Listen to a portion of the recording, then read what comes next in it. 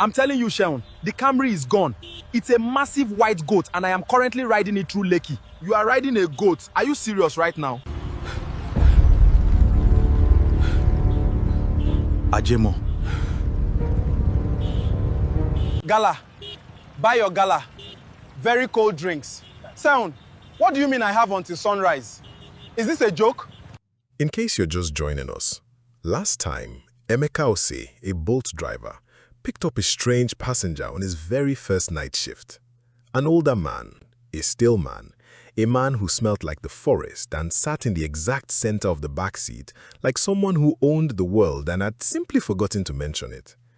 That passenger was Agemo, the Yoruba chameleon deity, the one who changes, the one who tests, and Emeka failed the test. At a checkpoint, trying to protect his brand new car, his 240,000 naira loan, his only plan, he lied. 1 sentence, 10 words, and before he could take them back, Agemo was gone, and the car was not a car anymore. The car was a goat. A large white Toyota Camry-sized goat, standing in the middle of a Lekki road at midnight with its owner on its back while Lagos traffic honked in every direction. Agemo's last words before he disappeared were 2, before sunrise. Emeka didn't know what that meant yet. He was about to find out. This is part 2. This is where it gets real. Emeka pulled out his phone.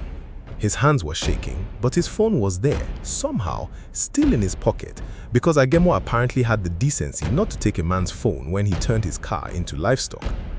He called Seun. Seun, my car turned into a goat. A long pause. Are you drunk?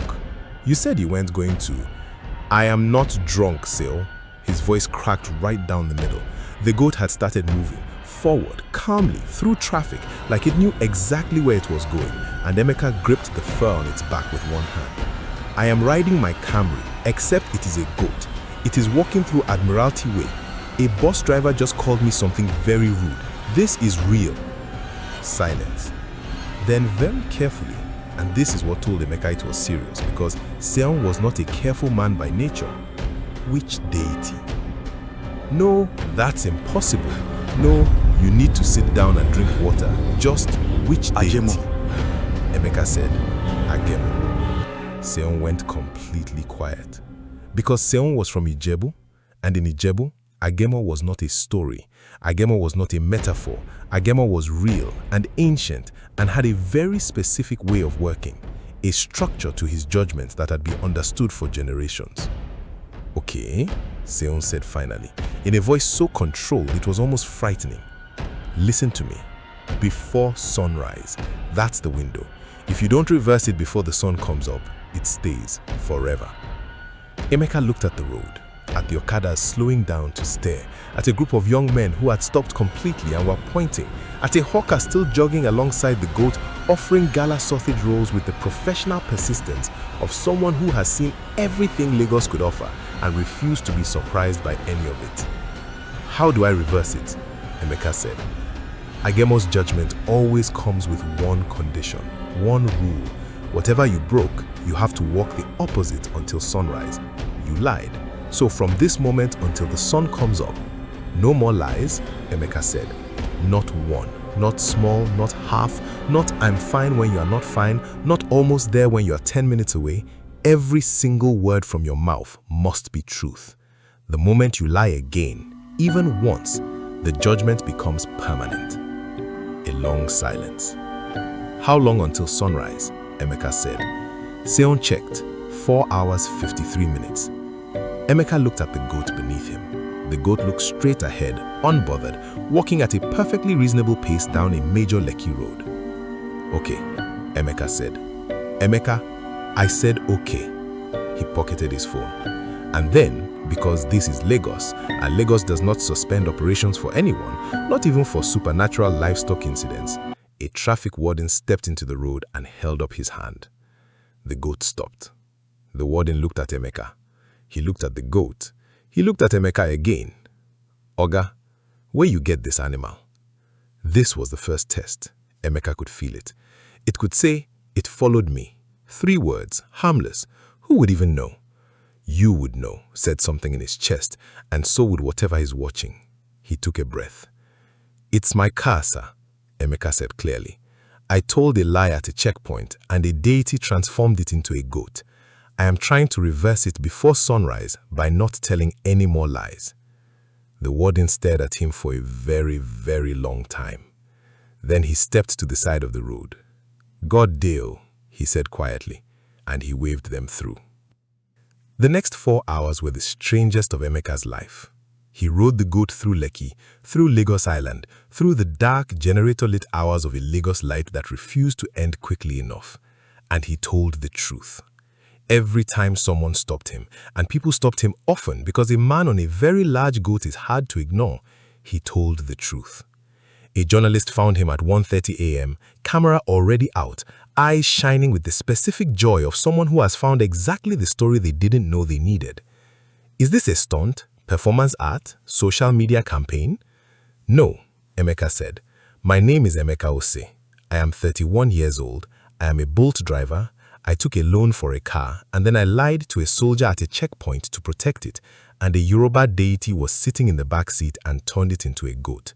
I have until sunrise to reverse it by telling only the truth. That is the complete story. She looked at him. Can I get a quote? I just gave you one. She photographed him, thanked him, and walked quickly in the direction of her phone. Within 11 minutes, the tweet was live. Bolt driver rides giant goat through Lekki, claims Yoruba deity responsible. 47,000 retweets by morning, but that was not Emeka's problem right now. A woman selling akara at 3 a.m., the kind of woman who has been awake since 2 a.m. every morning for 30 years and has simply accepted the world as it is, handed him a piece when the goat stopped near her cart. You okay? She asked. No, Emeka said, and that truth surprised him, how easily it came once he stopped fighting it. I am scared. I have been scared for a long time.